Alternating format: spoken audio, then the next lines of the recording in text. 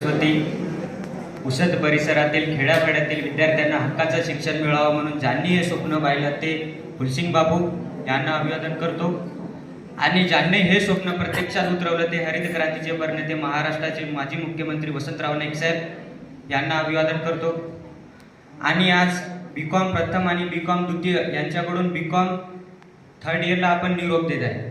निरोप आम्ही त्यांना देत आहे. माझं काही थर्ड इयर नाही आहे, मी फर्स्ट इयरलाच आहे.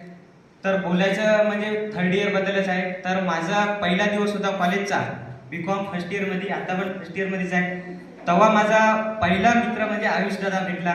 त्यांनी मला फर्स्ट इयरमध्ये चांगले चांगले मार्गदर्शन केले आणि फर्स्ट इयरचा सेम वगैरे त्यांना समजून दिलं. तसेच आमचा एनईपी पॅटर्न आहे, एनईपी पॅटर्न प्रितेश भाऊनं मला अतिशय चांगल्या प्रकारे समजून दिलं.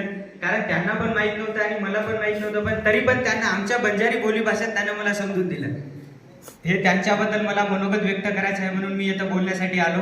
कारण फर्स्ट इयर मधलं कोणीच बोलणार नव्हतं, मी आणि आदित्य बोलणार आहे म्हणून त्यांच्याबद्दल मी बोलण्यासाठी इथं आलो. कारण सुमित भाऊ, अभिनंदन भाऊ यांनी पण मला असोसिएशन मध्ये त्यांनी मला आवर्जून घे म्हणून, माझं सिलेक्शन असोसिएशन मध्ये झालं नव्हता तरी पण त्यांनी ऍडजस्ट करून घेतलं मला असोसिएशन मध्ये आणि आज मला व्हाईस सेक्रेटरी या पदावर त्यांनी विराजमान केलं. त्याच्यानंतर त्यांनी मला चांगल्या चांगल्या प्रकारे मार्गदर्शन केलं. आम्ही धुंदीला गेलो होतो तेव्हा मी कुठेच बोलत नव्हतो, काही नाही. मला आयुष दादाने म्हणलं की तू सोशल मीडियावर ये म्हणून. त्यावेळेस मी फर्स्ट टाइम ब्लॉग शूट केला आणि आयुष दादाच्या प्रयत्नामुळे मी सोशल मीडियावर आलो. कारण सोशल मीडियामध्ये एवढी पॉवर आहे ती आज कुठेच नाही आहे. सोशल मीडियाच्या पॉवरमुळे माझे आज इंस्टाग्रामवर 7-8 हजार फॉलोअर्स आहेत, तसे यूट्यूबवर 700-800 सबस्क्रायबर आहेत.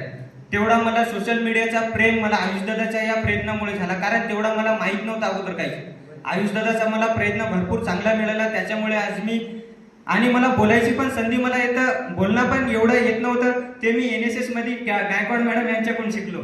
त्यांनी मला प्रत्येक वेळी मार्गदर्शन केले की पवन तू बोल म्हणून. त्यावेळेस आणि त्या ब्लॉग मध्ये पण मी तिथे पण आयुष दादाचं नाव घेतलं. कारण त्यांनीच मला ह्या स्टेजवर आणण्याचा त्यांचा एक प्रयत्न होता. तर त्यांना मी आयुष्यात कधी विसरणार नाही.